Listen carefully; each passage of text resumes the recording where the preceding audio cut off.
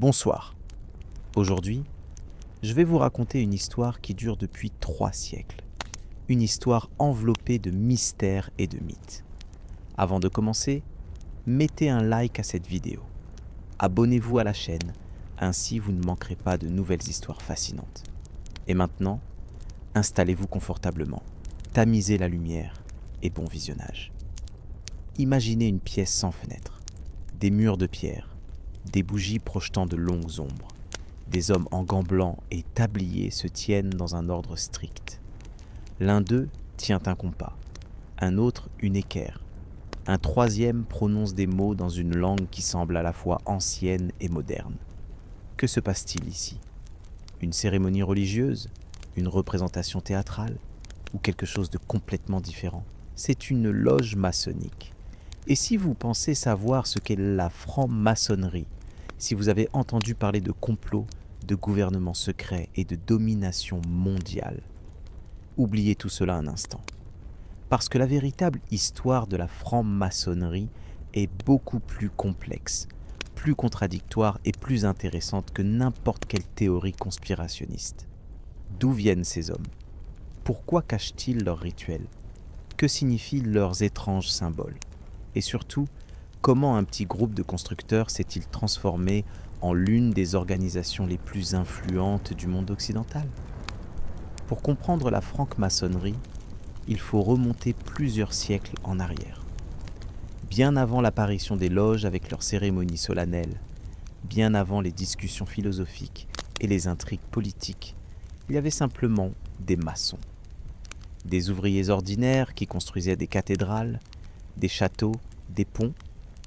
On les appelait francs-maçons, maçons libres, parce qu'ils travaillaient avec la pierre franche, qui peut être taillée et travaillée dans n'importe quelle direction, contrairement à la pierre brute ordinaire. C'était dans l'Europe médiévale. Imaginez les 13e, 14e, 15e siècles.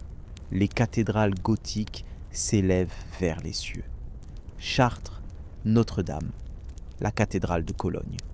Ces édifices exigeait une habileté incroyable. Un maçon devait connaître la géométrie, comprendre les lois de l'équilibre, savoir lire les plans architecturaux. Ce n'étaient pas simplement des ouvriers, c'était l'élite des artisans médiévaux. Et ils avaient leurs secrets, des secrets professionnels. Comment tailler une arche qui ne s'effondrera pas? Comment calculer la charge sur une colonne?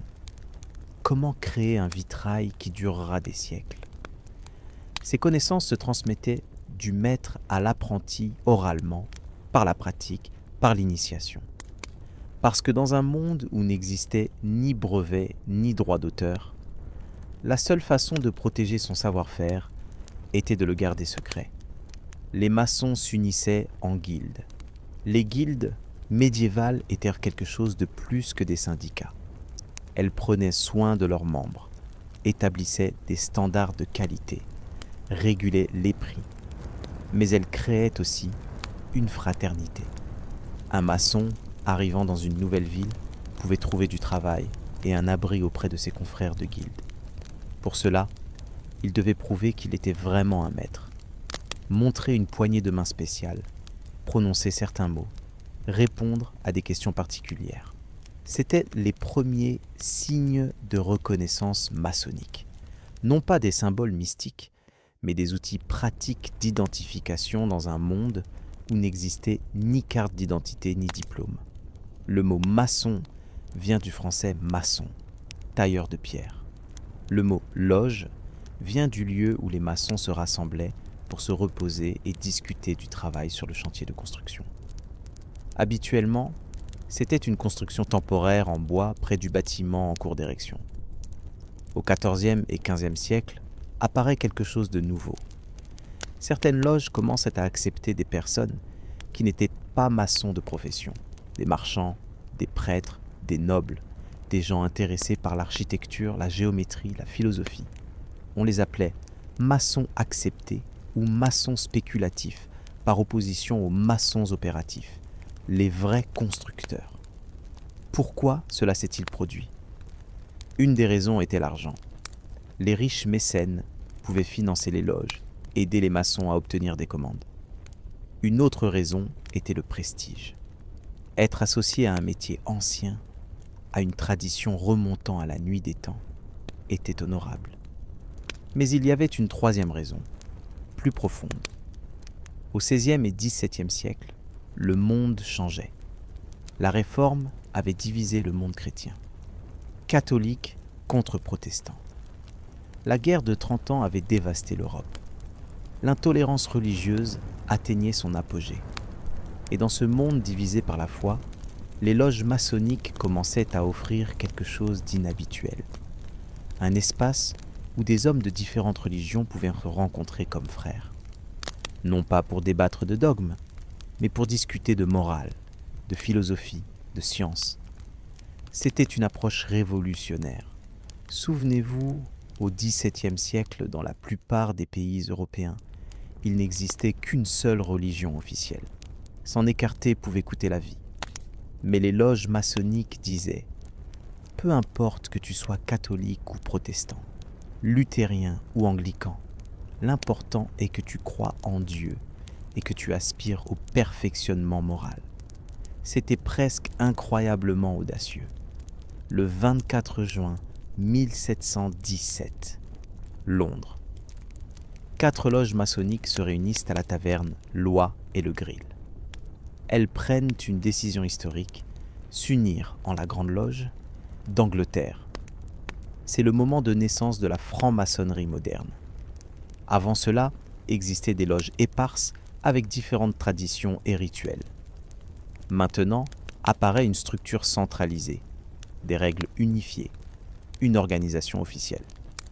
Pourquoi précisément en Angleterre ? Pourquoi précisément en 1717 ? L'Angleterre venait juste de vivre la glorieuse révolution de 1688. Le roi Jacques II, catholique, avait été renversé. Les protestants Guillaume et Marie étaient arrivés au pouvoir. Un régime parlementaire avait été établi. Une relative tolérance religieuse était apparue. C'était une époque où les idées des Lumières commençaient à se répandre. La raison contre les préjugés, la science contre les superstitions, la tolérance contre le fanatisme. La franc-maçonnerie devint la forme organisationnelle de ces idées. Le premier grand maître de la nouvelle Grande Loge fut Anthony Sayer, un simple gentleman. Mais très vite, l'aristocratie rejoignit le mouvement.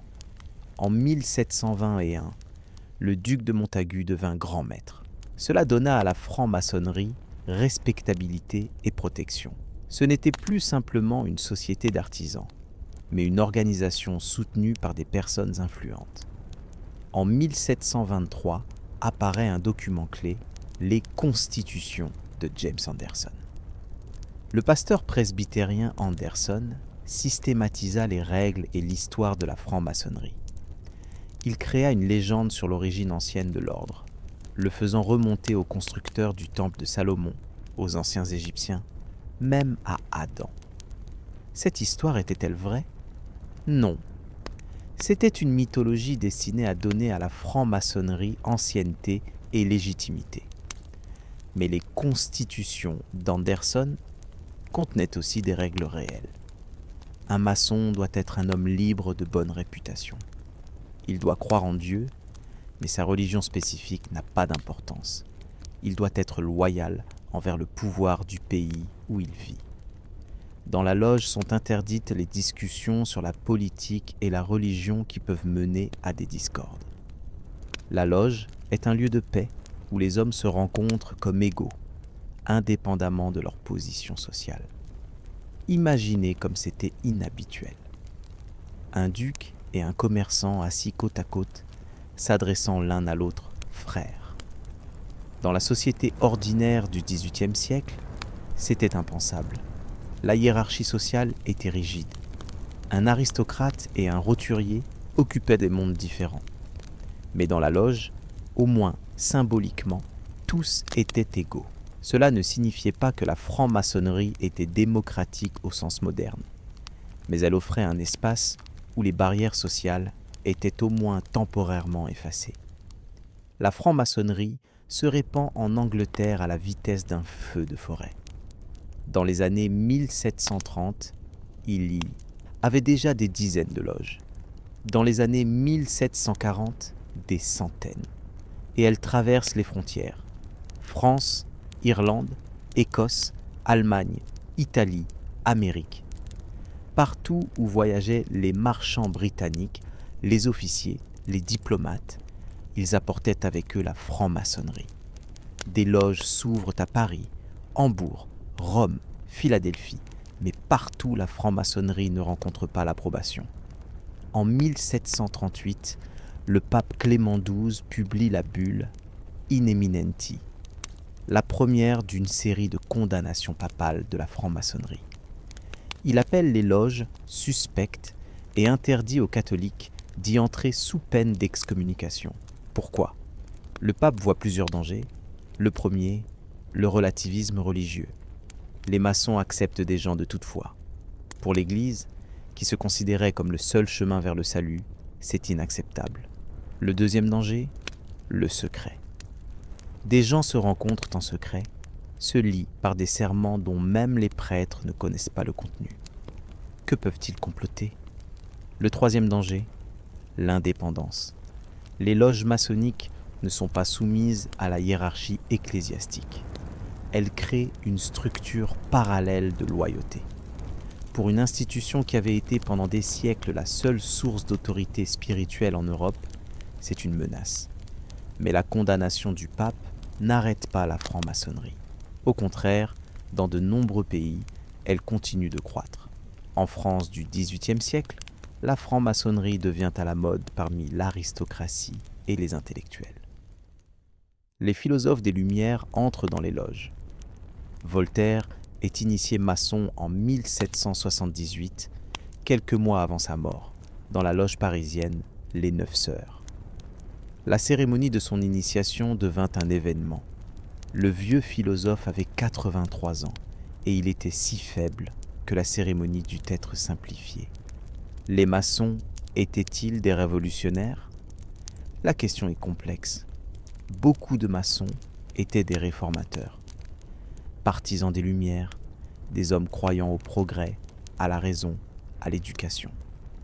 Mais il y avait aussi des loges conservatrices où dominaient les valeurs aristocratiques traditionnelles. La franc-maçonnerie était un mouvement suffisamment large pour contenir différentes vues politiques.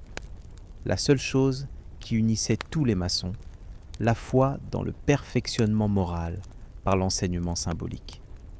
Parlons de ces symboles. Parce que le symbolisme est le cœur de la franc-maçonnerie. Le compas et l'équerre. Ce sont les emblèmes maçonniques les plus connus.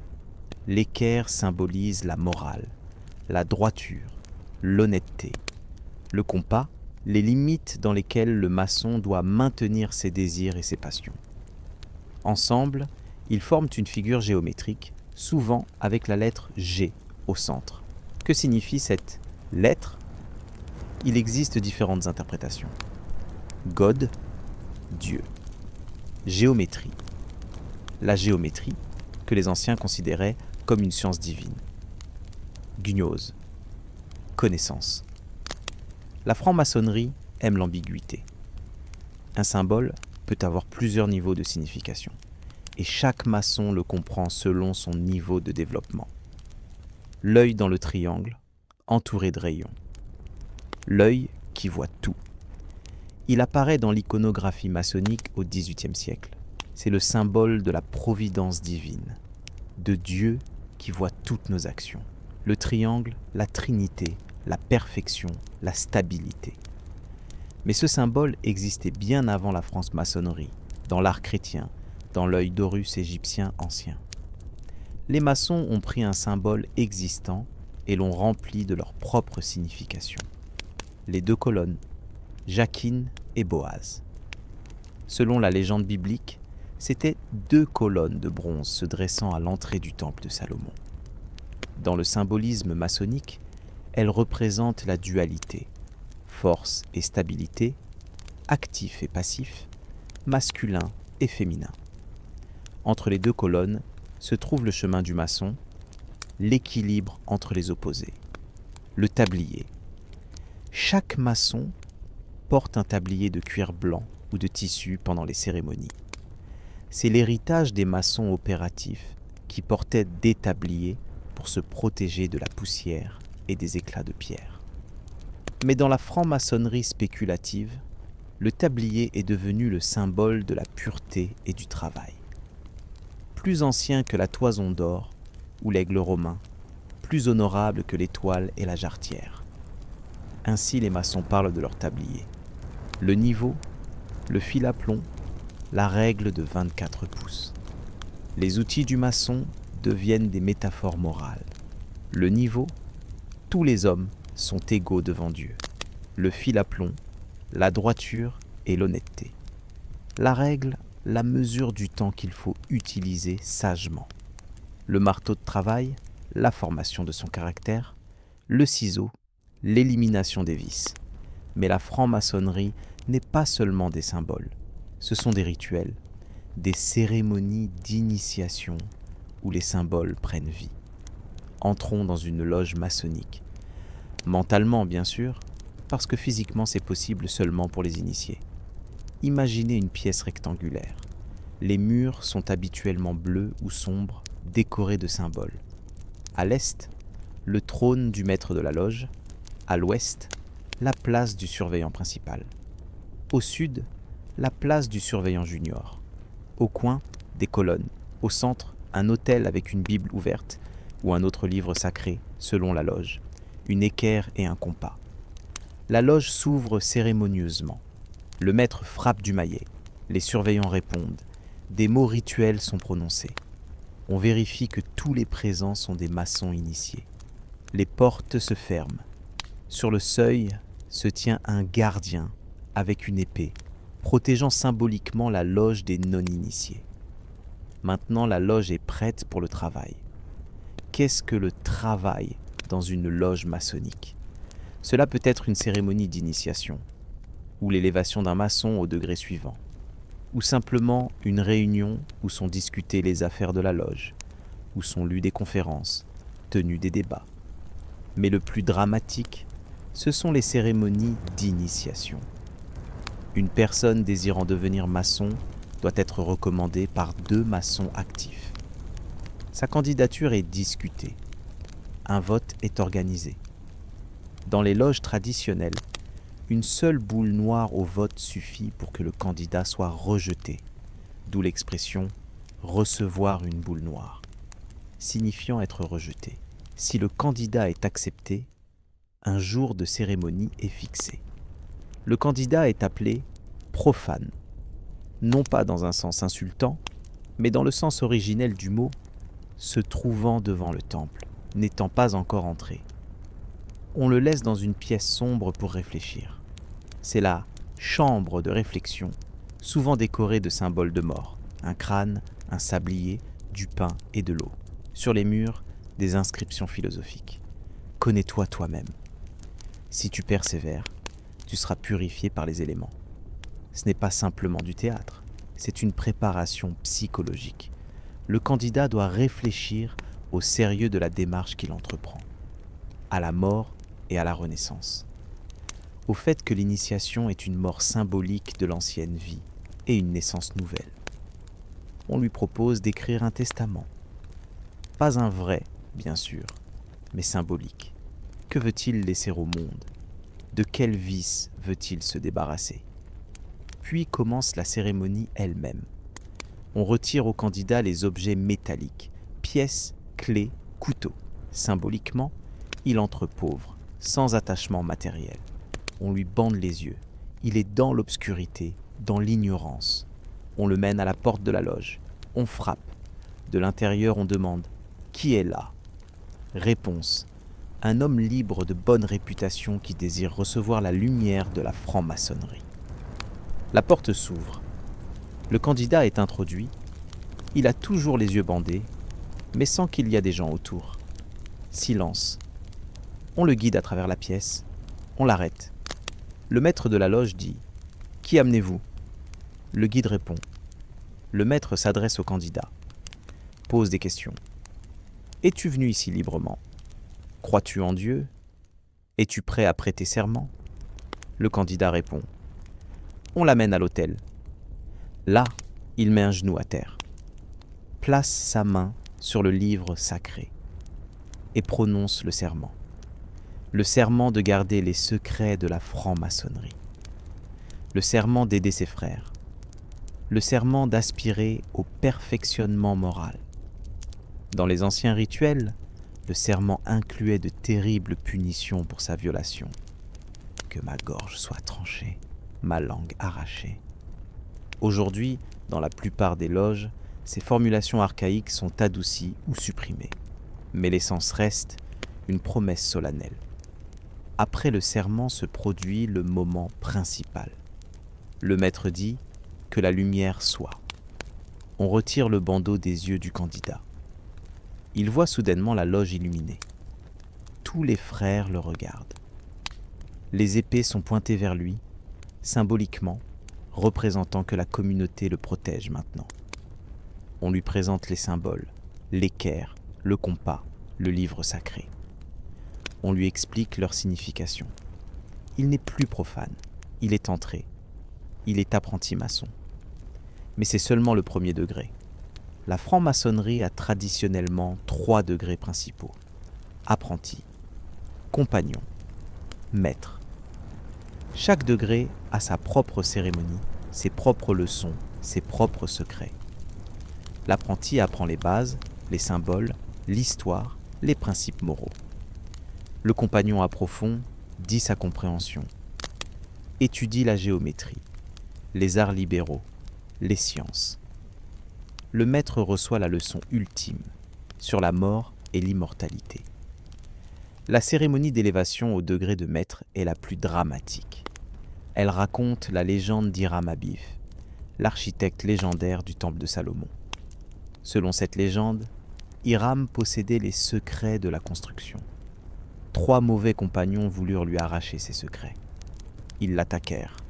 Le premier le frappa avec une règle, le deuxième avec une équerre, le troisième avec un maillet. Hiram mourut sans révéler les secrets. Les maçons retrouvèrent son corps et l'enterrèrent avec les honneurs. Mais les secrets de maître maçon étaient perdus. Ils durent créer de nouveaux mots de passe et de nouveaux signes. Dans la cérémonie, le candidat joue le rôle d'Hiram. On le fait s'allonger comme mort. Puis le maître de la loge le relève avec la poignée du maître, le ressuscitant symboliquement. Le message est clair. La mort n'est pas la fin. La vérité et la vertu sont immortelles. Cette légende est-elle historique? Non. Il n'y a aucune preuve qu'Hiram Abif ait vraiment existé comme personne. La Bible mentionne un artisan nommé Hiram de Tyr, qui travailla sur le temple, mais rien sur son meurtre. C'est une légende allégorique, conçue pour enseigner des leçons morales, sur la loyauté, sur le courage, sur l'immortalité de l'âme, sur le fait que la vérité ne peut être arrachée par la force, seulement donnée librement. Au XVIIIe siècle, la franc-maçonnerie se répand rapidement à travers le monde. En Amérique, Benjamin Franklin devient maçon en 1731. Il sera plus tard grand maître provincial de Pennsylvanie. George Washington est initié en 1752. Il restera maçon actif toute sa vie. De nombreux pères fondateurs américains étaient maçons. John Hancock, Paul Revere, John Paul Jones. 14 présidents américains seront maçons, de Washington à Gerald Ford. Cela signifie-t-il que la Révolution américaine était un complot maçonnique? Non. Les causes de la Révolution étaient politique, économique, sociale, taxation, représentation, liberté.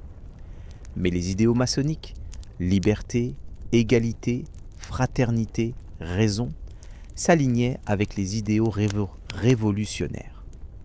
Les maçons formaient des réseaux de confiance et de communication. Quand Washington prêta serment comme premier président en 1789, la Bible utilisée appartenait à la loge Saint-John de New York. En France, la franc-maçonnerie jouait un rôle encore plus visible. À la veille de la Révolution française, il y avait environ 600 loges avec peut-être 50 000 membres. Les loges étaient des espaces de discussion où les idées des Lumières circulaient librement. Liberté, égalité, fraternité, la devise révolutionnaire résonne avec les valeurs maçonniques. De nombreux révolutionnaires étaient maçons. Mirabeau, Lafayette, Danton, probablement Robespierre. Mais la franc-maçonnerie n'a pas causé la Révolution française. Les causes étaient la crise financière, l'inégalité sociale, la faiblesse du roi. Les loges étaient des lieux où ces problèmes étaient discutés, où des réseaux se formaient. Mais une fois la Révolution commencée, les maçons se trouvèrent des deux côtés. Certains soutenaient la monarchie, d'autres la République. Beaucoup périrent sur l'échafaud. Pendant la Terreur, les loges fermèrent. C'était trop dangereux de se réunir en groupes secrets quand la suspicion régnait partout. Après la Révolution, Napoléon Bonaparte restructura la franc-maçonnerie française. Il vit en elle un outil potentiel de contrôle social. Son frère Joseph devint grand maître du Grand Orient de France. De nombreux maréchaux et officiers de Napoléon étaient maçons.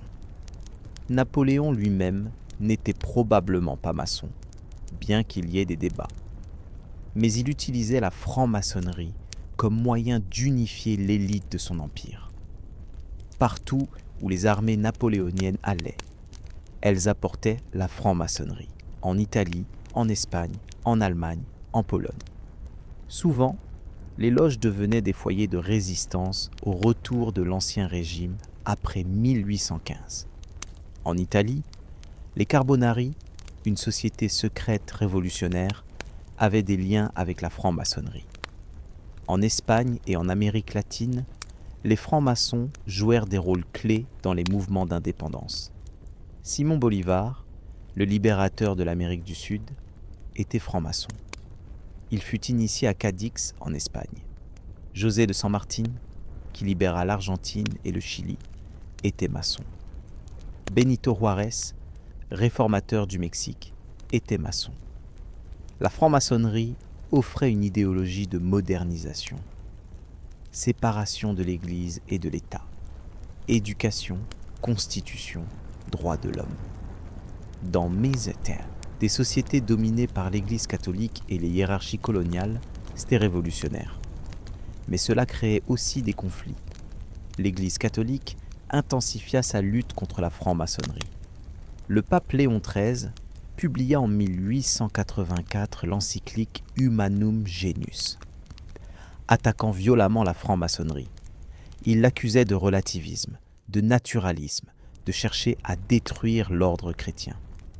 Dans de nombreux pays catholiques, Italie, Espagne, Amérique latine, la ligne de division politique principale devint cléricaux contre anticléricaux, catholiques contre maçons. Cette polarisation atteignit son apogée au XXe siècle. En Italie, Benito Mussolini supprima la franc-maçonnerie. Il la voyait comme une force rivale, une loyauté concurrente. En 1925, il ferma toutes les loges. En Allemagne, Adolf Hitler fit de même. Les nazis considéraient la franc-maçonnerie comme partie d'un complot juif maçonnique international. Des milliers de maçons furent persécutés, emprisonnés dans des camps de concentration. Ils portaient un triangle rouge inversé comme un signe. En Union soviétique, la franc-maçonnerie fut interdite immédiatement après la révolution de 1917. Les bolcheviks la voyaient comme une organisation bourgeoise, un reliquat de l'ancien monde. En Espagne, pendant la guerre civile, les deux camps persécutaient les maçons. Les nationalistes de Franco les considéraient comme des agents du communisme et de la subversion. Après sa victoire, Franco maintint la franc-maçonnerie illégale jusqu'à sa mort en 1975. Seulement dans les démocraties anglo-saxonnes, Grande-Bretagne, États-Unis, Canada, Australie, la franc-maçonnerie continua relativement sans entrave. Mais même là, elle faisait face à des suspicions. Pendant la guerre froide, certains accusaient les maçons d'être des crypto-communistes. D'autres les accusaient d'être des suppôts du capitalisme. La franc-maçonnerie était un écran de projection pour les peurs sociales. Qu'en est-il aujourd'hui ? La franc-maçonnerie existe toujours, mais son influence a considérablement diminué. Dans les pays occidentaux, l'adhésion a chuté depuis les années 1960. Aux États-Unis, il y avait environ 4 millions de maçons dans les années 1950. Aujourd'hui, il y en a moins d'1 million. Au Royaume-Uni, les chiffres ont également baissé. Pourquoi ? Plusieurs raisons. La sécularisation. Les gens sont moins intéressés par les organisations avec un caractère religieux ou spirituel. Le changement social, les loges traditionnellement masculines semblent dépassées dans une société qui valorise l'égalité des genres. La concurrence. Il y a maintenant de nombreuses autres façons de réseauter, de faire de la charité, de trouver une communauté. La transparence. Dans une ère d'Internet et de médias sociaux, les organisations secrètes semblent suspectes, mais la franc-maçonnerie s'adapte. Certaines juridictions ont commencé à accepter des femmes, bien que cela reste controversé. En France, il existe le Grand Orient de France, qui admet des hommes et des femmes. En Grande-Bretagne et aux États-Unis, les loges traditionnelles restent masculines, mais il existe des organisations maçonniques parallèles pour femmes. Les loges utilisent maintenant Internet pour communiquer et recruter. Certaines ont même commencé à tenir des réunions virtuelles. La franc-maçonnerie reste également active dans la charité. Les Shriners, une organisation maçonnique, gèrent un réseau d'hôpitaux pour enfants en Amérique du Nord. Ils fournissent des soins gratuits aux enfants ayant des problèmes orthopédiques, des brûlures, des fentes labiales. C'est l'un des plus grands réseaux de charité en Amérique. De nombreuses loges financent des bourses, soutiennent des écoles, participent à des projets communautaires. Examinons maintenant les degrés supérieurs de la franc-maçonnerie. Car au-delà des 3 degrés de base, apprenti, compagnon, maître, il existe des systèmes de degrés additionnels.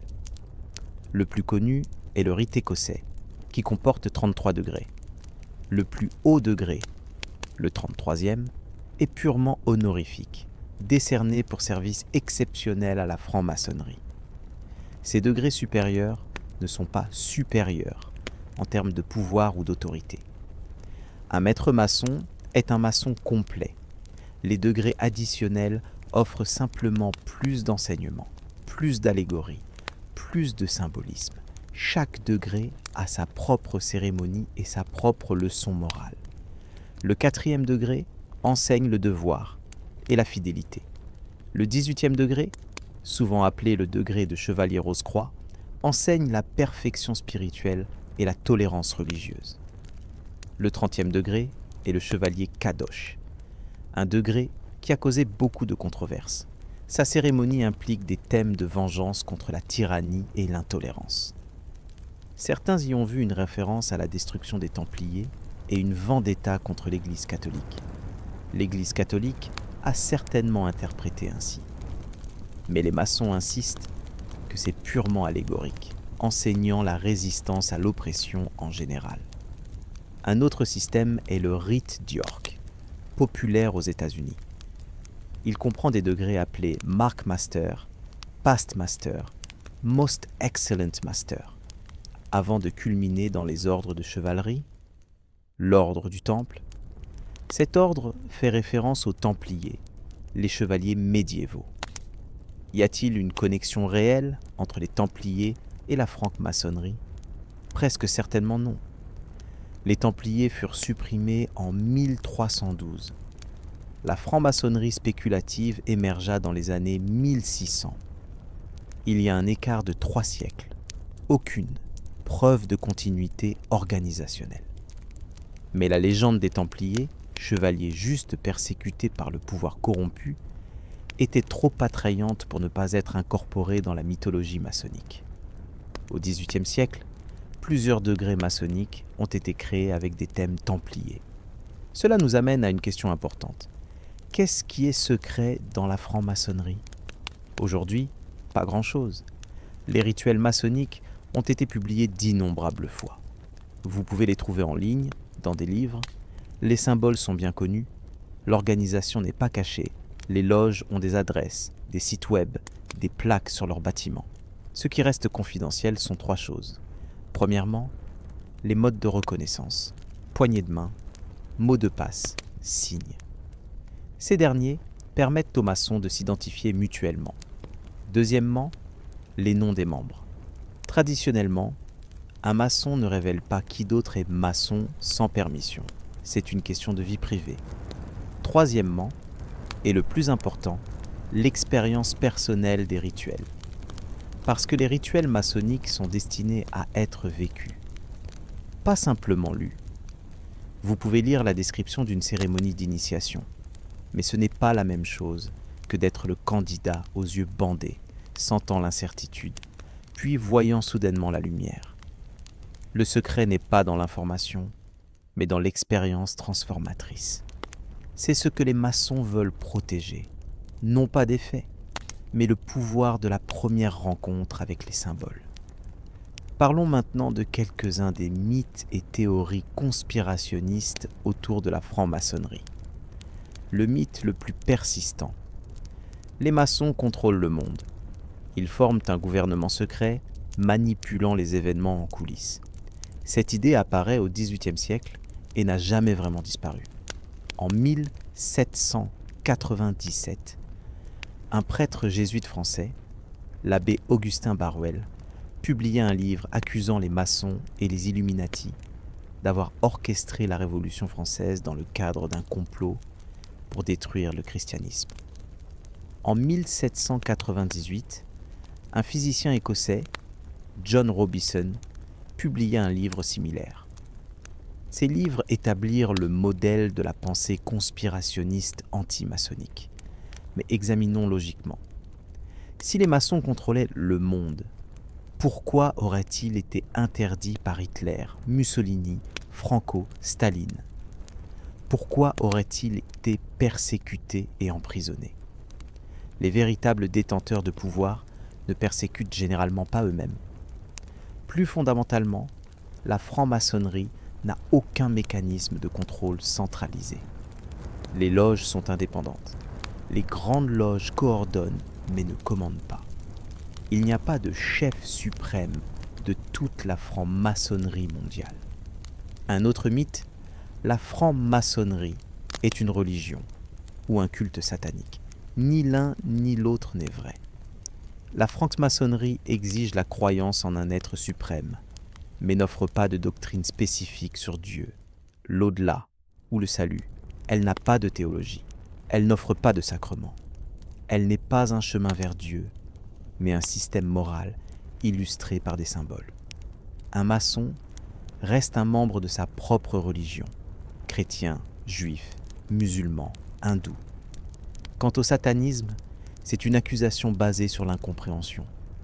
Parce que la franc-maçonnerie utilise des symboles et des rituels, parce qu'elle mentionne la lumière et l'obscurité, certains ont imaginé qu'elle adore le diable.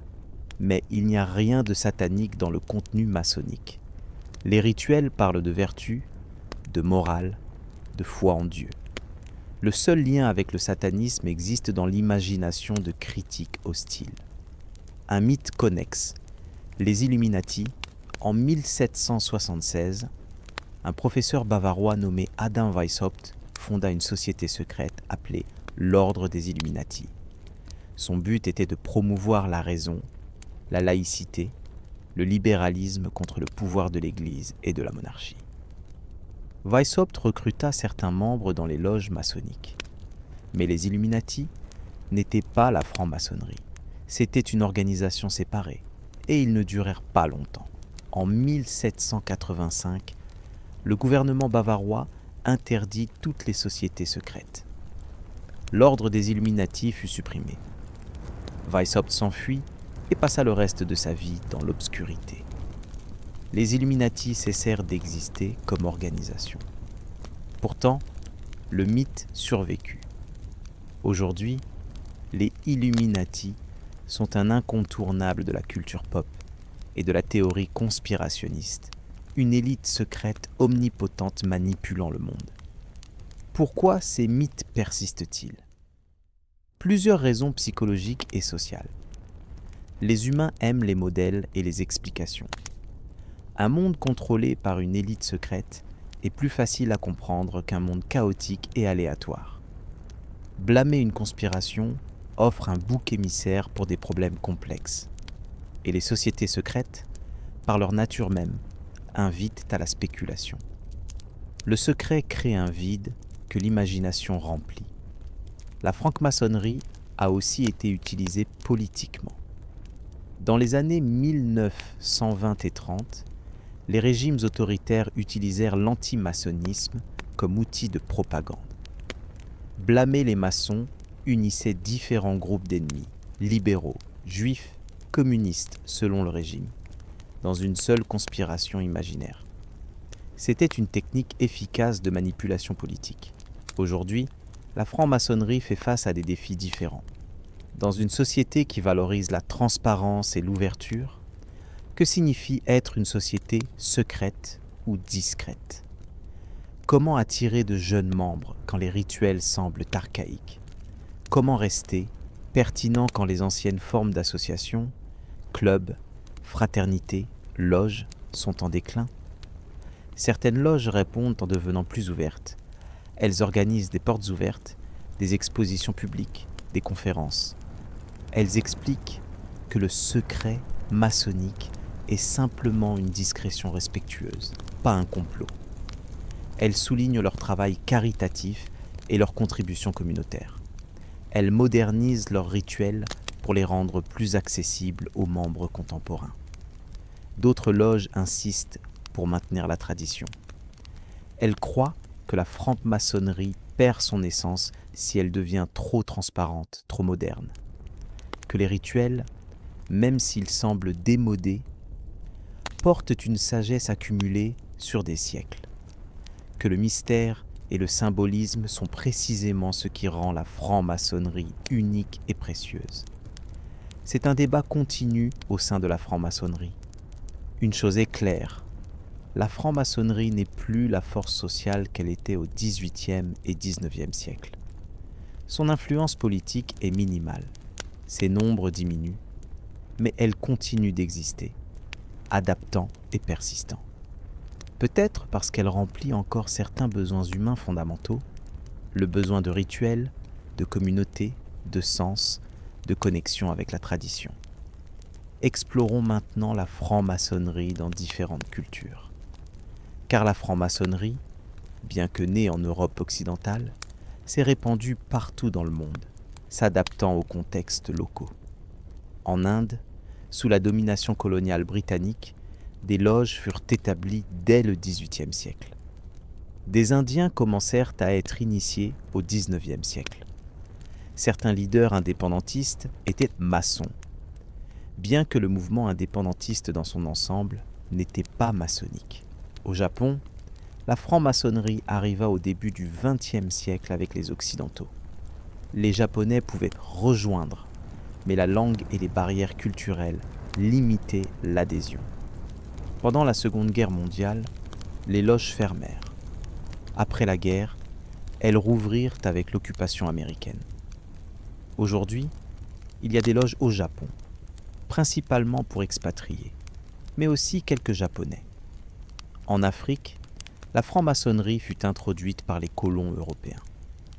Après l'indépendance, certains pays africains interdirent la franc-maçonnerie, la voyant comme une importation coloniale. D'autres la permirent. En Afrique du Sud, la franc-maçonnerie existait pendant l'apartheid et a dû faire face à des questions difficiles sur la race. Traditionnellement, les loges en Afrique du Sud étaient ségrégées. Après la fin de l'apartheid, elles commencèrent lentement à s'intégrer. Cela soulève une question importante. Quelle était la position de la franc-maçonnerie sur l'esclavage et le racisme? La réponse est compliquée et pas flatteuse. En théorie, la franc-maçonnerie enseignait que tous les hommes sont frères, égaux devant Dieu. En pratique, beaucoup de loges aux États-Unis et ailleurs excluait les Noirs. Au XVIIIe siècle, un homme noir libre nommé Prince Hall fut initié dans une loge militaire britannique à Boston. Après la guerre d'indépendance, lui et d'autres maçons noirs sollicitèrent une charte pour former leur propre loge. Les maçons blancs américains refusèrent. Finalement, Hall obtint une charte de la Grande Loge d'Angleterre en 1784. Ainsi naquit la franc-maçonnerie de Prince Hall, des loges pour maçons afro-américains. Pendant des décennies, les deux branches, maçonnerie traditionnelle et maçonnerie de Prince Hall, restèrent séparées. La maçonnerie traditionnelle, particulièrement dans le sud américain, ne reconnaissait pas la légitimité de la franc-maçonnerie de Prince Hall. Ce n'est que vers la fin du XXe siècle que la reconnaissance mutuelle commença à se produire. Aujourd'hui, la plupart des grandes loges américaines reconnaissent les loges de Prince Hall comme légitimes, bien que quelques-unes dans le Sud résistent encore. Cette histoire révèle une vérité inconfortable. La franc-maçonnerie, malgré ses idéaux universels, a souvent reflété les préjugés de la société environnante. Elle a prêché la fraternité mais pratiqué l'exclusion. Elle a parlé d'égalité mais maintenu des hiérarchies. C'est un rappel que même les organisations dédiées aux hauts principes peuvent échouer à les vivre. La franc-maçonnerie et les femmes, un autre sujet complexe. La franc-maçonnerie traditionnelle, telle qu'établie en 1717, était réservée aux hommes. Les constitutions d'Anderson le disaient clairement. Seuls des hommes libres de bonne réputation pouvaient être initiés. Pourquoi cette restriction ? Plusieurs raisons. Historiquement, les guildes de maçons opératifs étaient masculines. Le travail de construction était physiquement exigeant. Socialement, au XVIIIe siècle, les espaces publics et les organisations étaient largement ségrégés par sexe. Philosophiquement, certains pensaient que les rituels maçonniques dérivés de traditions ésotériques occidentales étaient spécifiquement masculins dans leur symbolisme. Mais dès le XVIIIe siècle, des femmes voulaient participer. En France, des loges d'adoption furent créées, des loges sponsorisées par des loges masculines, où les femmes pouvaient participer à des cérémonies adaptées. Ce n'était pas la pleine franc-maçonnerie, mais une version parallèle. Les femmes, souvent épouses et filles de maçons, pouvaient ainsi participer à la culture maçonnique. Au XIXe siècle, certains ont commencé à défier l'exclusion. En France, une femme nommée Maria d'Eresme fut initiée dans une loge masculine en 1882. Cela causa un scandale. La loge fut mise au ban. Mais d'Eresme et d'autres fondèrent le droit humain, un ordre maçonnique acceptant hommes et femmes également. Aujourd'hui, le droit humain existe dans des dizaines de pays avec des milliers de membres. Le Grand Orient de France, la plus grande obédience maçonnique française, devint mixte au XXe siècle. D'autres obédiences exclusivement féminines furent également créées en France. Mais dans le monde anglo-saxon, Grande-Bretagne, États-Unis, Canada, la franc-maçonnerie traditionnelle reste masculine. Il existe des organisations maçonniques pour femmes, comme l'Order of the Eastern Star, mais elles ne sont pas considérées comme de la vraie franc-maçonnerie par les puristes. Ce débat continue. Les défenseurs de la franc-maçonnerie masculine argumentent la tradition, la continuité avec l'histoire, l'importance des espaces exclusivement masculins. Les critiques disent que l'exclusion est sexiste, démodée, contraire au principe maçonnique d'égalité. C'est une tension non résolue au sein de la franc-maçonnerie mondiale. Regardons maintenant certains maçons célèbres à travers l'histoire. Nous avons déjà mentionné Voltaire, Franklin, Washington. Mais il y en a beaucoup d'autres. Wolfgang Amadeus Mozart était maçon. Initié en 1784, il resta un membre actif jusqu'à sa mort. Son opéra, La Flûte enchantée, est rempli de symbolisme maçonnique. Le temple de la sagesse, les épreuves d'initiation, le contraste entre lumière et obscurité. Johann Wolfgang von Goethe, le grand poète et penseur allemand, était maçon. Il voyait dans la franc-maçonnerie une école de développement moral et spirituel. Winston Churchill était maçon, initié en 1891, bien qu'il ne fût pas très actif.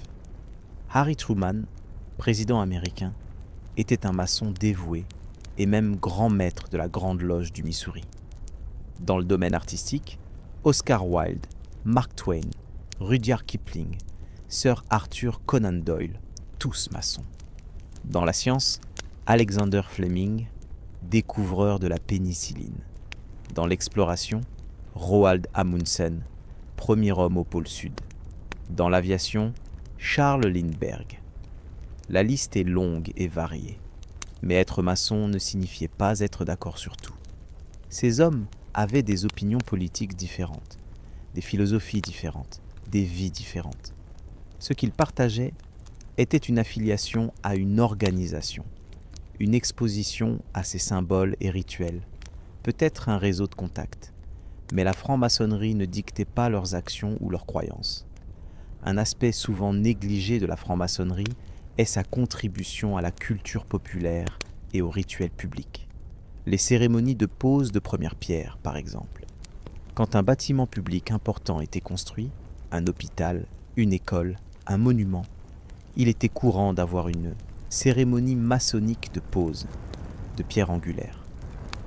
Le grand maître de la grande loge locale présiderait, en costume maçonnique complet, plaçant symboliquement la pierre avec l'équerre et le niveau. La pierre angulaire du Capitole américain à Washington fut posée par George Washington en 1793 avec une cérémonie maçonnique complète. La Statue de la Liberté, lors de son inauguration en 1886, eut une cérémonie impliquant la Grande Loge de New York. Ces rituels publics donnaient légitimité et solennité aux nouvelles structures, les connectant symboliquement aux anciennes traditions de construction. L'architecture elle-même porte souvent des marques maçonniques. De nombreux bâtiments gouvernementaux, banques, hôtels, théâtres construits au XIXe et début XXe siècle incorporaient des symboles maçonniques dans leur décoration. Équerre, compas, étoile à 5 branches, lettre G. Parfois subtile, parfois évidente. C'était en partie publicité, en partie affirmation d'identité, en partie croyance que ces symboles portaient protection et bénédiction. Les temples maçonniques eux-mêmes sont souvent des bâtiments architecturaux impressionnants. Dans de nombreuses villes américaines, le temple maçonnique était un des bâtiments les plus grands et les plus ornés, avec des colonnes, des dômes, des salles de banquet, des auditoriums. Cela reflétait la richesse et l'influence de la franc-maçonnerie à son apogée. Aujourd'hui, beaucoup de ces bâtiments sont sous-utilisés ou convertis à d'autres usages, un symbole du déclin de l'organisation. Parlons maintenant d'un aspect plus sombre, les scandales et controverses au sein de la franc-maçonnerie. Parce que, comme toute organisation humaine, la franc-maçonnerie a eu sa part de problèmes. En Italie, dans les années 1970 et 80, une loge clandestine appelée P2, Propaganda Due, fut impliquée dans de la corruption politique, des attentats terroristes et de la manipulation financière. P2 n'était pas reconnu par le Grand Orient d'Italie, mais son maître, Licio Gelli, prétendait à la légitimité maçonnique. Les membres de P2 incluaient des politiciens, des militaires, des hommes d'affaires, des journalistes, un réseau secret au sein de l'État italien. Quand le scandale éclata en 1981, cela causa une crise politique majeure et donna à la franc-maçonnerie une réputation terrible en Italie. Le scandale P2 montre un danger réel. Les réseaux secrets peuvent être détournés pour la corruption. Quand l'adhésion est confidentielle, quand les membres se jurent loyauté mutuelle, le potentiel d'abus existe. La plupart des loges ont des garde-fous, exigeant un comportement éthique, expulsant les membres qui violent les lois. Mais P2 a montré que ces garde-fous peuvent échouer. En Grande-Bretagne, dans les années 1980 et 90, il y eut des inquiétudes concernant les maçons dans la police et le judiciaire. L'inquiétude était que les maçons favoriseraient d'autres maçons, créant un système de justice à deux vitesses.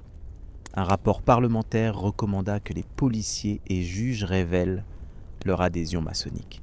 Beaucoup de maçons résistèrent, argumentant violation de la vie privée. Finalement, une exigence de divulgation fut brièvement imposée, puis retirée. Ces controverses soulèvent des questions légitimes. Dans une société démocratique, les réseaux secrets de personnes puissantes sont-ils acceptables? La franc-maçonnerie crée-t-elle des conflits d'intérêts? La plupart des maçons diraient non, que leur serment les oblige à obéir à la loi, que l'aide mutuelle signifie charité et soutien moral, pas favoritisme corrompu. Mais la perception reste un problème. Examinons maintenant certains rituels et symboles spécifiques plus en détail. Le niveau, par exemple. Cet outil simple, utilisé par les constructeurs pour s'assurer que les surfaces sont horizontales, devient dans le symbolisme maçonnique une leçon profonde. Le niveau nous enseigne l'égalité. Peu importe combien nous sommes riches ou pauvres, puissants ou faibles, éduqués ou ignorants, nous sommes tous égaux devant Dieu. La mort nous nivelle tous. Cette leçon est illustrée dans le rituel. Quand un maçon entre dans la loge, il enlève ses insignes de rang social.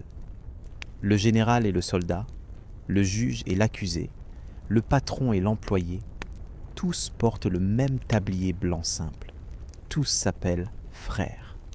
C'est une égalité temporaire, limitée à l'espace et au temps de la loge.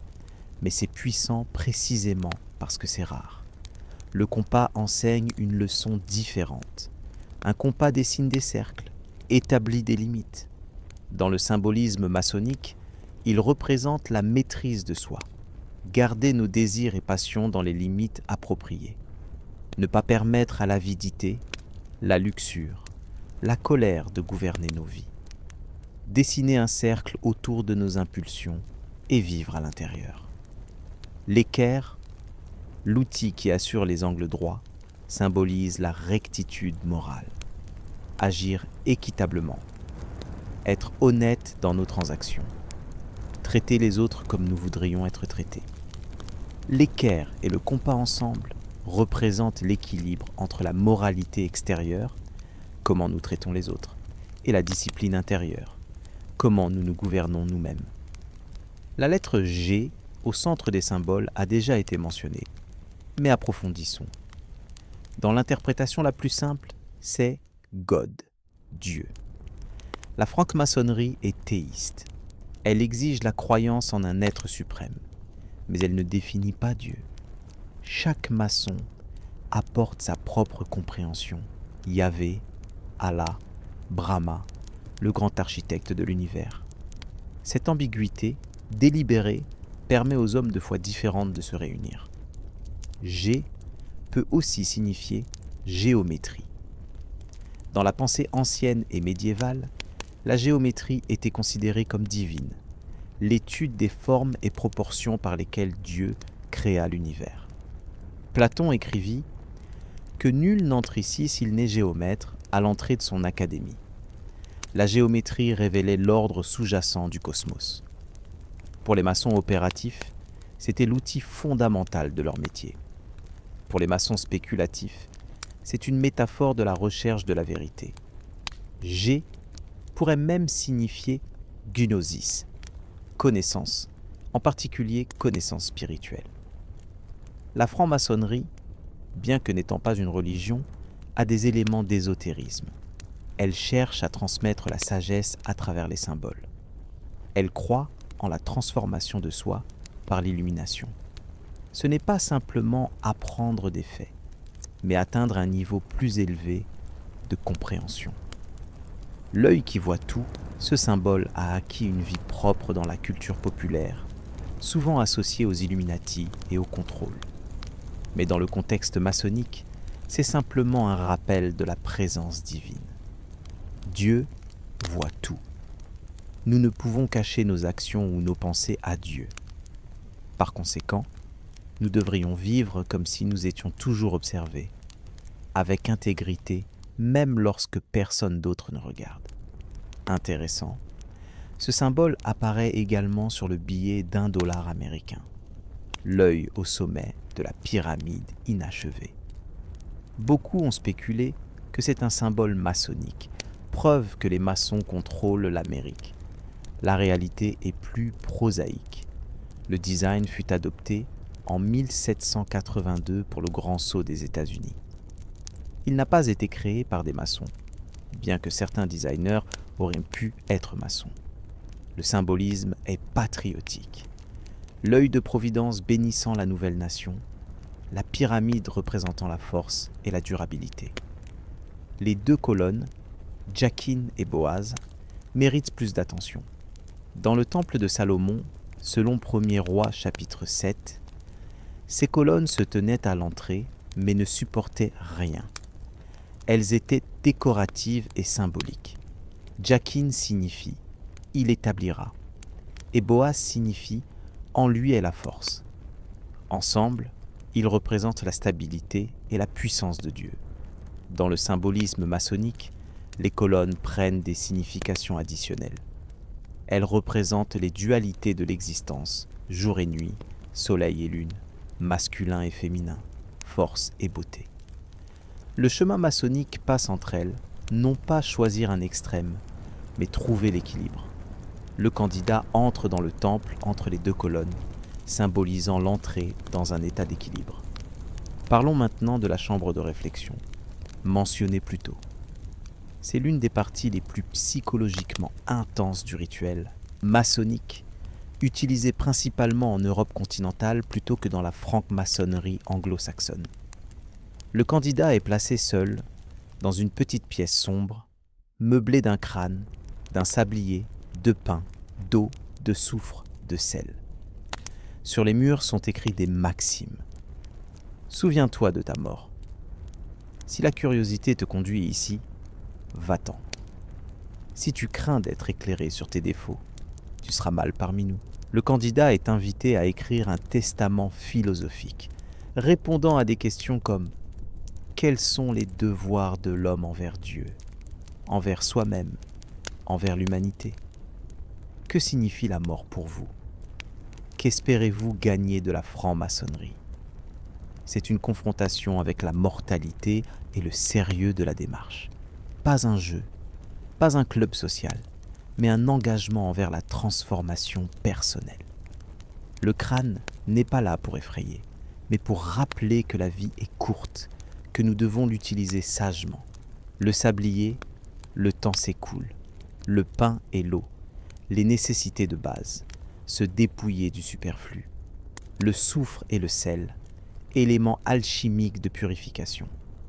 Après cette méditation, le candidat est préparé pour l'initiation. On lui retire des objets métalliques, symbolisant le rejet des richesses matérielles. Dans certains rituels, ces vêtements sont arrangés pour qu'une partie de sa poitrine, un genou et un pied soient découverts, symbolisant qu'il vient ni nu ni vêtu, dans un état d'humilité. Une corde peut être placée autour de son cou, symbolisant le lien qui l'attache maintenant à son serment, et aussi l'état de danger et de vulnérabilité. Avec les yeux bandés, il est conduit à la porte de la loge. Le gardien frappe 3 fois avec la pointe d'une épée ou d'un poignard contre la poitrine du candidat. Pas pour blesser, mais pour faire sentir la présence de l'acier, le sérieux du moment. De l'intérieur, on demande « Qui ose troubler nos travaux ?»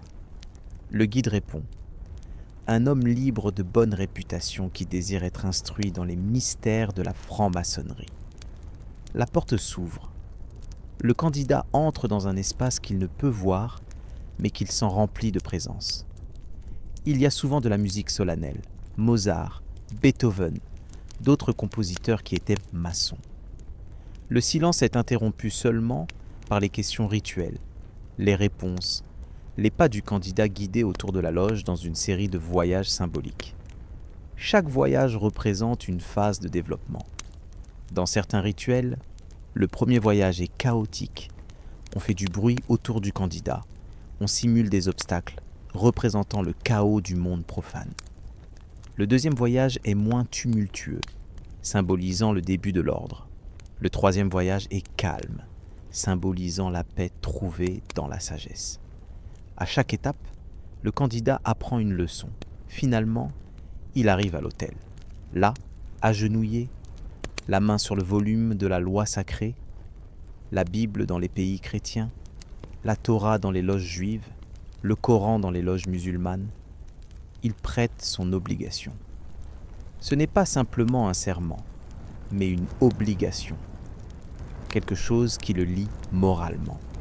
Il promet de ne pas révéler les secrets de la franc-maçonnerie, de venir en aide à un frère maçon dans le besoin, dans la mesure de ses moyens, de vivre selon les principes de moralité et de vertu.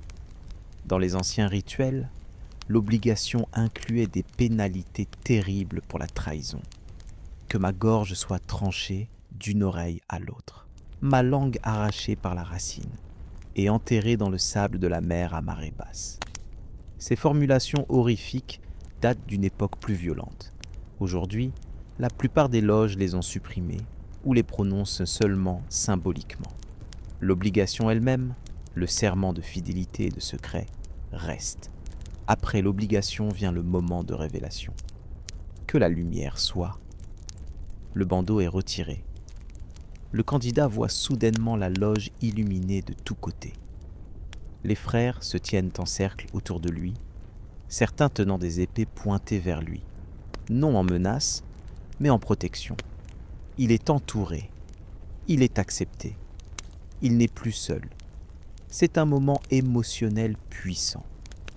Beaucoup de nouveaux maçons décrivent avoir eu les larmes aux yeux à cet instant. On lui présente alors les outils de travail de l'apprenti. La règle de 24 pouces, le maillet commun et le ciseau. La règle pour mesurer son temps.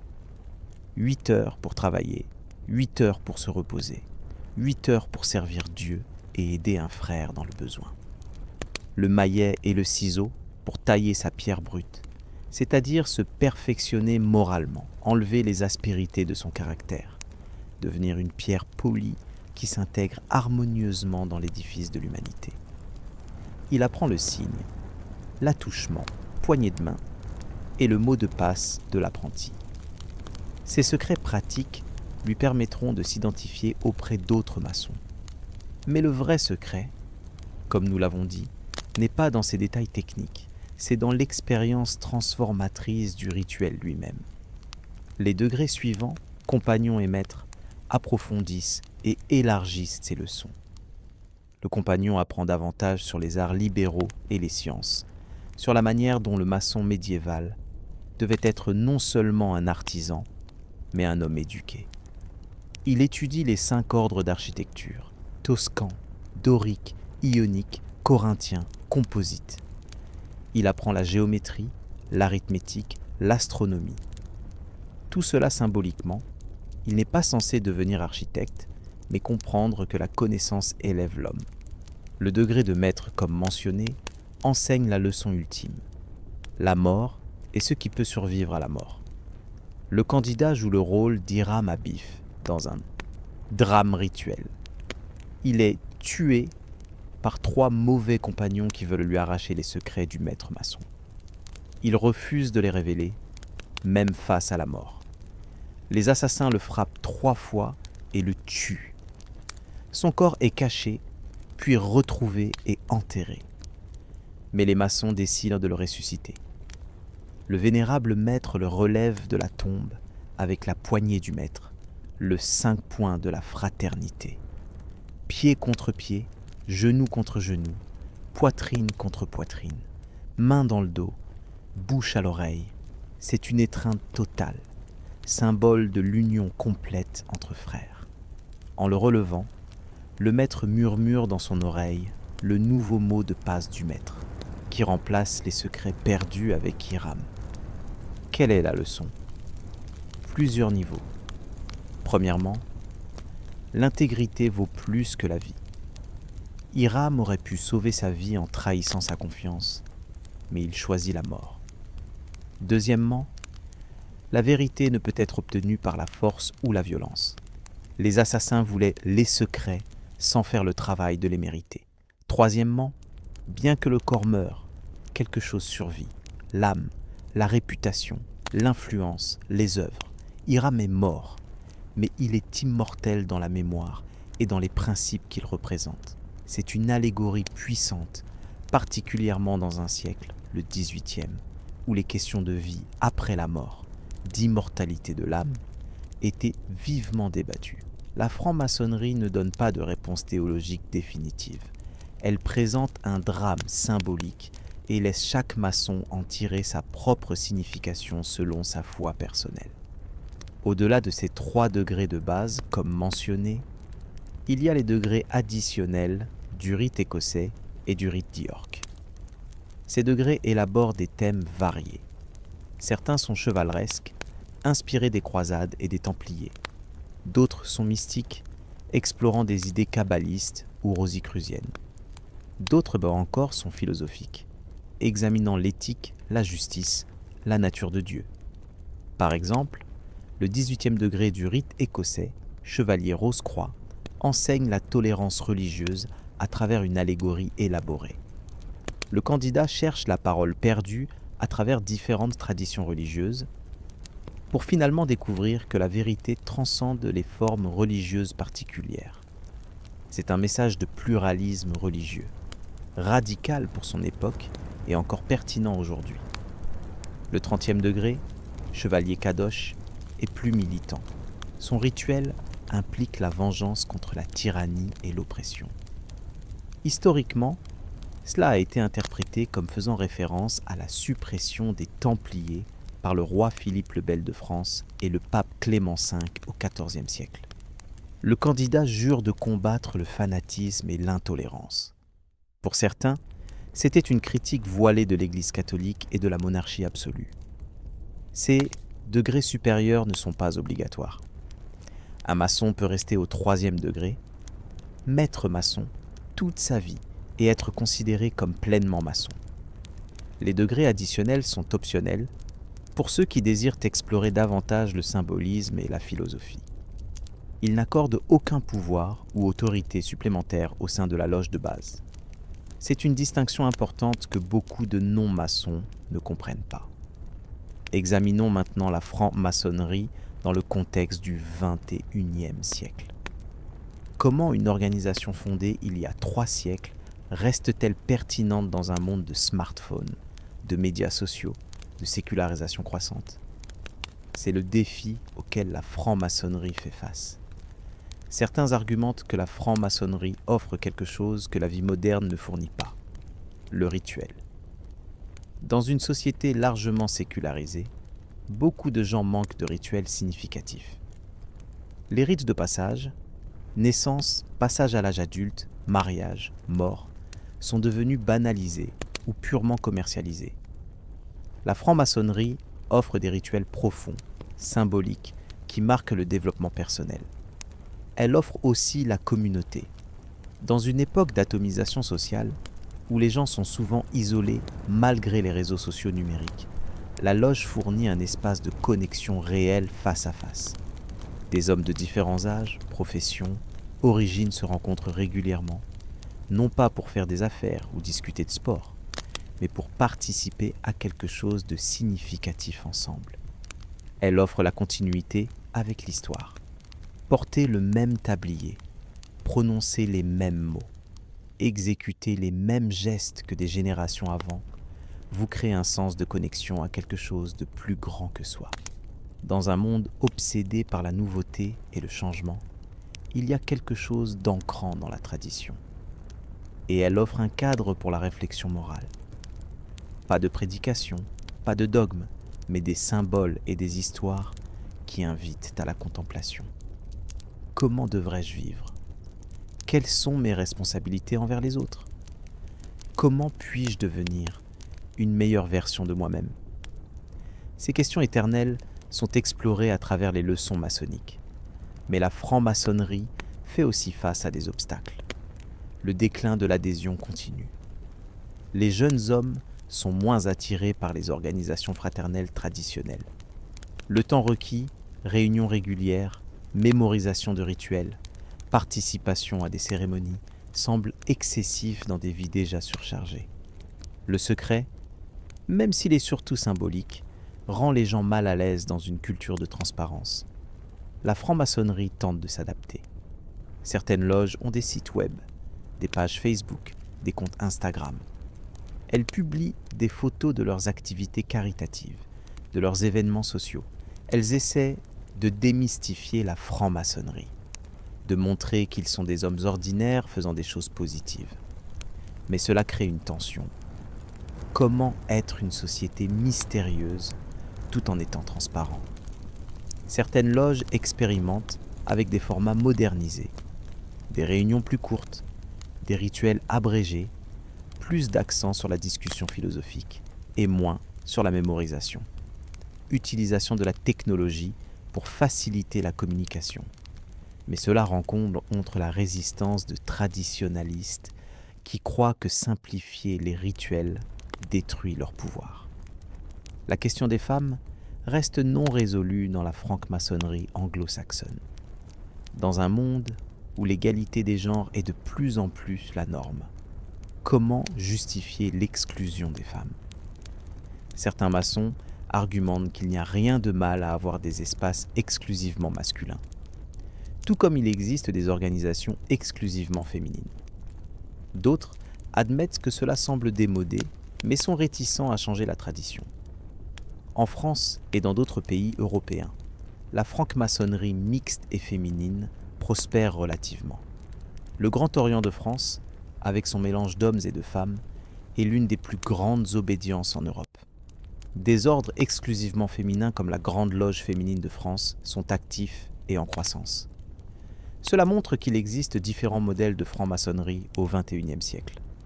Un développement intéressant est la franc-maçonnerie en ligne. Pendant la pandémie de Covid-19, quand les réunions en personne étaient impossibles, certaines loges ont commencé à se réunir via Zoom. Initialement controversé, comment peut-on avoir un rituel sacré via un écran? Cela est devenu accepté par nécessité. Certaines loges ont découvert que cela permettait la participation de membres éloignés, malades ou trop occupés pour assister en personne. Mais peut-on vraiment être maçon en ligne? Le rituel perd-il sa puissance quand il est médiatisé par la technologie? C'est un débat en cours. La plupart des maçons diraient que rien ne peut remplacer la présence physique, l'atmosphère d'une loge réelle, la poignée de main en personne. Mais la technologie peut être un supplément, un moyen de maintenir la connexion entre les réunions physiques. La franc-maçonnerie au XXIe siècle fait aussi face à des défis d'image publique. Les théories conspirationnistes prolifèrent en ligne. Recherchez franc-maçonnerie sur YouTube et vous trouverez d'innombrables vidéos affirmant que les maçons contrôlent le monde, adorent Satan, sont des Illuminati. Ces vidéos obtiennent des millions de vues. Les explications factuelles de maçons réels obtiennent beaucoup moins d'attention. Pourquoi les théories conspirationnistes sont-elles si attrayantes? Psychologiquement, elles offrent des explications simples à des phénomènes complexes. Sociologiquement, elles créent un sentiment d'être initié. Vous connaissez la vérité que les masses ignorent. Politiquement, elles fournissent un bouc émissaire, blâmer une élite secrète pour les problèmes sociaux. Et les médias numériques amplifient tout cela, créant des chambres d'écho où la désinformation circule sans contrôle. Comment la franc-maçonnerie répond-elle? Certaines loges ont choisi l'engagement proactif, réfuter publiquement les mythes, expliquer ce que la franc-maçonnerie est vraiment, participer à des discussions en ligne. D'autres préfèrent le silence, croyant que s'engager avec les conspirationnistes leur donne seulement plus d'attention. C'est un dilemme. Parler ou ne pas parler? Un autre défi est la perception de la franc-maçonnerie comme élitiste ou réservée aux riches. Historiquement, les loges attiraient des professionnels, médecins, avocats, hommes d'affaires, enseignants. Rejoindre une loge coûtait de l'argent. Frais d'initiation, cotisations annuelles, tenues formelles. Cela excluait automatiquement beaucoup de travailleurs ordinaires. Aujourd'hui, certaines loges essaient d'être plus accessibles, réduisant les frais, assouplissant les codes vestimentaires. Mais la réputation d'élitisme persiste. Il y a aussi la question de la pertinence. Dans un monde confronté à des crises majeures, changement climatique, inégalité économique, instabilité politique, que peut offrir la franc-maçonnerie ? Elle n'est pas une organisation d'action politique. Elle ne fait pas pression sur les gouvernements. Elle ne manifeste pas dans les rues. Elle se concentre sur le développement moral individuel. Est-ce suffisant ? Certains maçons diraient oui, que si chaque individu devient meilleur, plus éthique, plus compatissant, plus rationnel, alors la société dans son ensemble s'améliorera. C'est une approche de changement social de bas en haut. D'autres sont frustrés, estimant que la franc-maçonnerie devrait prendre des positions sur les questions sociales. Mais cela violerait le principe traditionnel de ne pas discuter de politique ou de religion dans la loge. Malgré ces défis, la franc-maçonnerie continue. Elle a survécu à des persécutions, des guerres, des révolutions, des changements sociaux massifs. Elle s'est adaptée de maçons opératifs à spéculatifs, de guildes locales à une organisation internationale, d'un club d'hommes à, dans certains pays, une organisation inclusive. Sa capacité d'adaptation est remarquable. Peut-être que la franc-maçonnerie survivra précisément parce qu'elle n'est pas rigide. Elle est suffisamment flexible pour permettre différentes interprétations, différentes pratiques. Une loge en Californie peut être très différente d'une loge en Écosse, qui est différente d'une loge à Tokyo. Mais toutes partagent les symboles de base, les principes fondamentaux, la connexion à une tradition commune. Terminons en revenant à la question fondamentale. Qu'est-ce que la franc-maçonnerie vraiment ? Après cette longue exploration, pouvons-nous donner une réponse simple ? Peut-être pas simple, mais nous pouvons essayer une réponse nuancée. La franc-maçonnerie est un système de moralité voilée dans l'allégorie et illustré par des symboles. C'est la définition traditionnelle et elle reste valide. Elle prend des outils simples de construction, équerre, compas, niveau, et les transforme en leçons sur comment vivre. Elle raconte des histoires, le temple de Salomon, la mort d'Hiram, et invite à voir sa propre vie à travers ces récits. La franc-maçonnerie est aussi une fraternité, un réseau d'hommes, et dans certains pays, de femmes, liés par des serments, des expériences partagées, des obligations mutuelles. Ce n'est pas simplement un club social. Les liens sont plus profonds, fondés sur des rituels qui touchent des niveaux psychologiques et spirituels profonds. Un maçon devrait aider un autre maçon dans le besoin, dans les limites de l'honneur et de la légalité. La franc-maçonnerie est une école de pensée. Elle expose ses membres aux idées des Lumières, raison, tolérance, progrès humain. Elle encourage l'éducation, la réflexion critique, le questionnement philosophique. Elle ne fournit pas de réponses dogmatiques, mais offre des cadres pour penser les grandes questions de la vie, de la mort, de la moralité, du divin. La franc-maçonnerie est une tradition. Elle connecte les individus d'aujourd'hui avec des générations de chercheurs, de penseurs, de bâtisseurs. Quand un maçon exécute un rituel, il fait quelque chose que des millions ont fait avant lui à travers les siècles. Il y a un pouvoir dans cette continuité, un sens de participer à quelque chose de plus grand et de plus durable que sa propre vie brève. La franc-maçonnerie est un mystère. Malgré tous les livres écrits, toutes les révélations, tous les rituels publiés en ligne, il reste quelque chose d'insaisissable. Parce que le cœur de la franc-maçonnerie n'est pas dans les mots ou les symboles eux-mêmes, mais dans l'expérience de les rencontrer, de lutter avec eux, de les intégrer dans sa propre vie. C'est personnel et intransmissible. La franc-maçonnerie n'est pas ce que les théories conspirationnistes affirment. Elle ne contrôle pas le monde. Elle n'a pas d'agenda politique secret. Elle n'est pas satanique ou maléfique. Ces fantasmes en disent plus sur les peurs et les préjugés de ceux qui les propagent que sur la réalité de la franc-maçonnerie. La vérité est à la fois plus ordinaire et plus intéressante qu'un complot mondial. La franc-maçonnerie est imparfaite. Comme toute organisation humaine, elle a échoué à vivre pleinement ses propres idéaux. Elle a pratiqué l'exclusion tout en prêchant la fraternité. Elle a toléré le racisme tout en enseignant l'égalité. Elle a maintenu le secret quand la transparence aurait pu être meilleure. Reconnaître ses échecs n'est pas détruire la franc-maçonnerie, mais l'inviter à être fidèle à ses propres principes. Aujourd'hui, la franc-maçonnerie est à un carrefour. Elle peut devenir un vestige historique, un musée de rituels archaïques pratiqués par un groupe décroissant de vieillards nostalgiques, où elle peut se réinventer, trouver de nouvelles façons d'exprimer ses principes éternels dans un langage contemporain, attirer une nouvelle génération qui cherche du sens, de la communauté, de la transcendance dans un monde de plus en plus fragmenté et superficiel. Quelle voie prendra-t-elle ?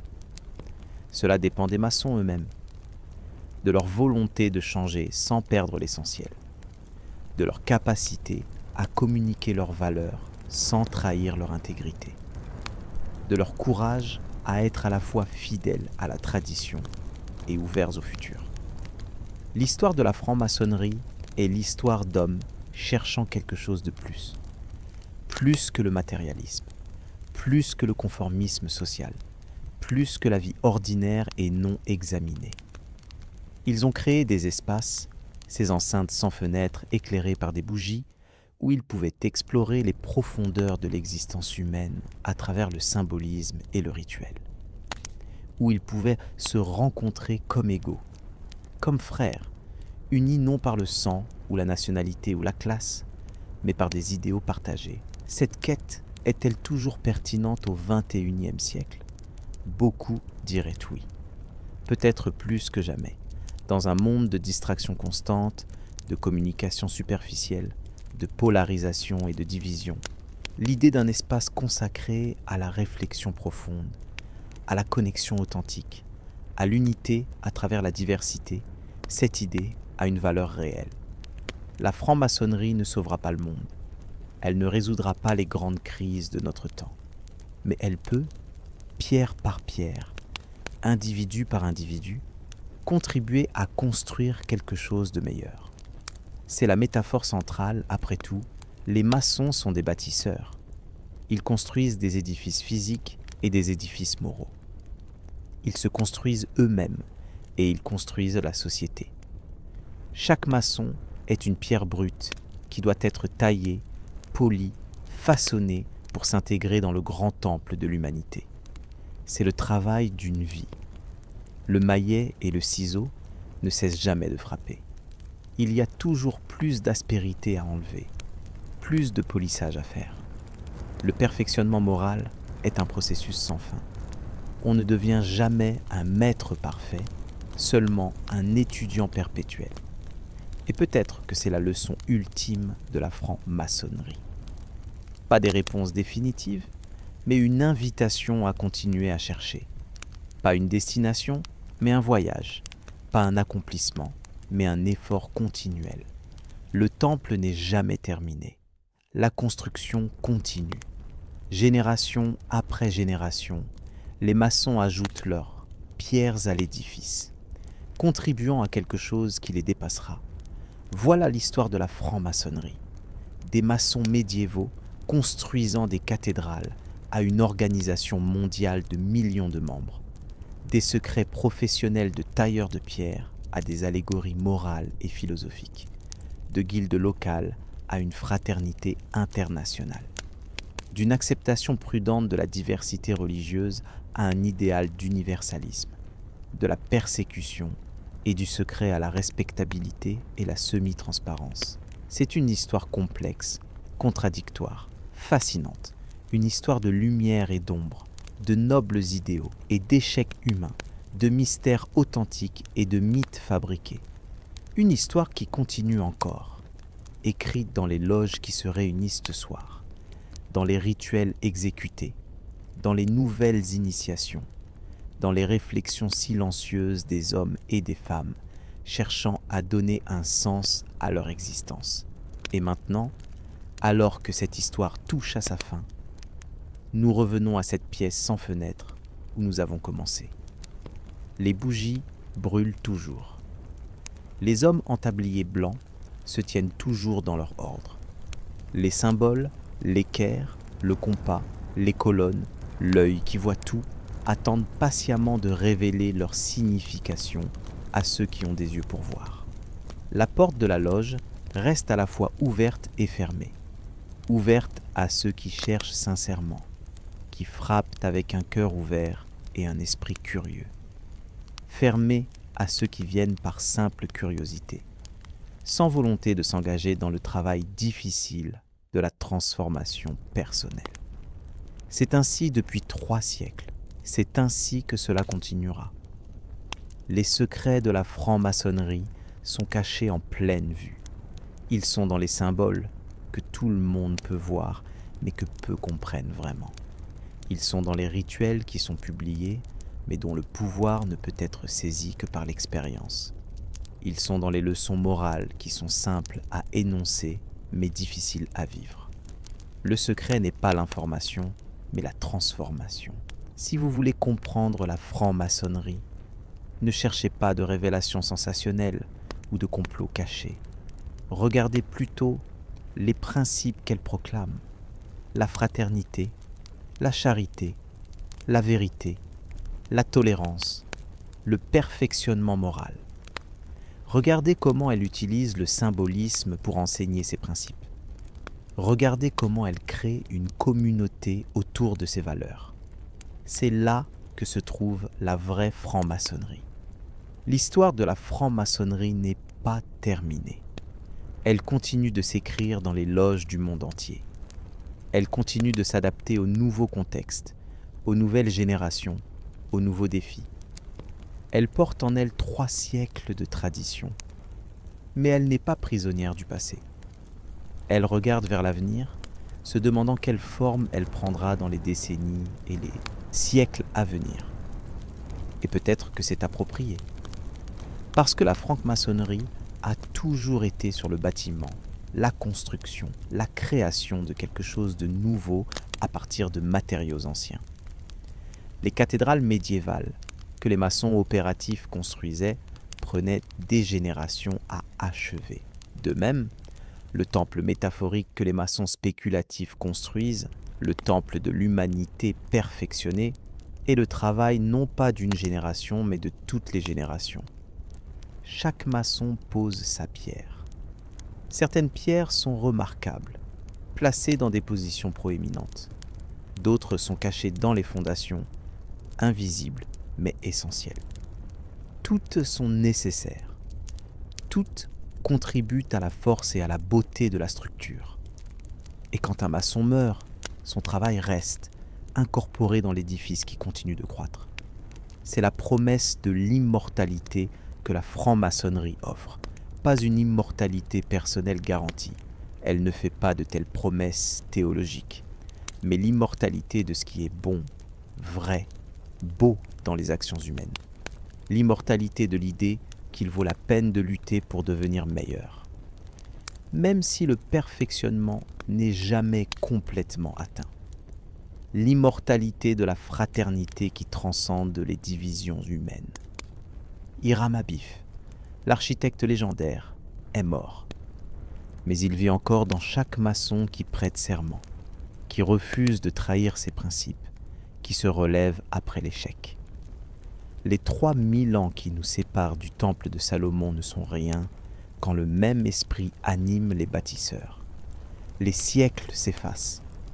Le passé et le présent se rencontrent dans le rituel. Les morts et les vivants forment une chaîne ininterrompue de chercheurs. C'est profond, c'est émouvant.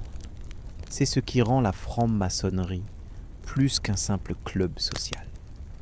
C'est une tentative de toucher quelque chose d'éternel à travers des formes temporelles, d'atteindre l'universel à travers le particulier, de se connecter au divin à travers le travail humain. Réussit-elle toujours? Non. Est-elle imparfaite? Oui. Mais l'effort lui-même est noble.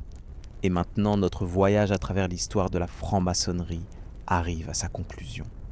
Nous avons parcouru 3 siècles. Nous avons visité des loges dans différents pays. Nous avons rencontré des maçons célèbres et obscurs. Nous avons exploré des symboles et des rituels. Nous avons examiné des mythes et des réalités.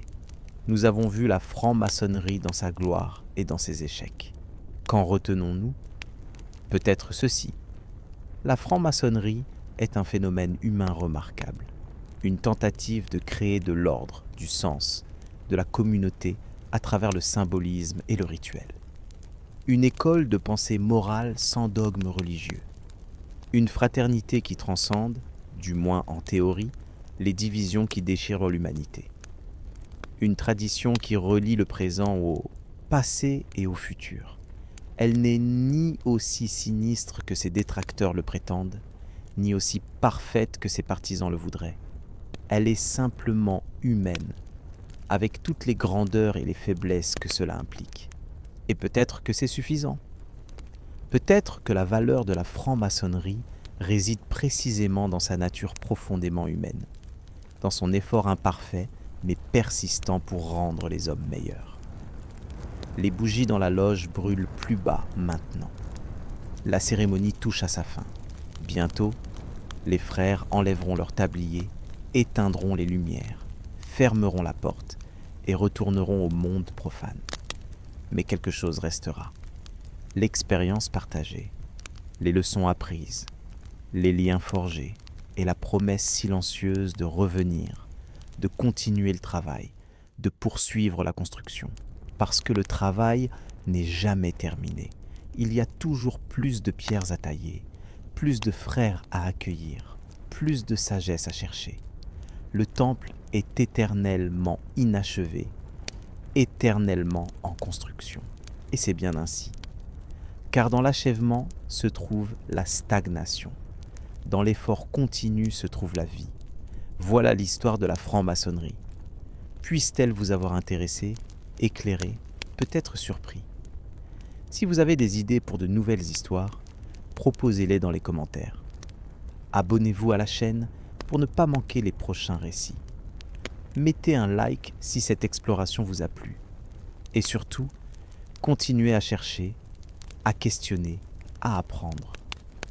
Car c'est cela, au fond, que la franc-maçonnerie enseigne, ne jamais cesser de chercher la lumière. Bonne nuit, dormez bien, et que vos rêves soient remplis de symboles et de sens.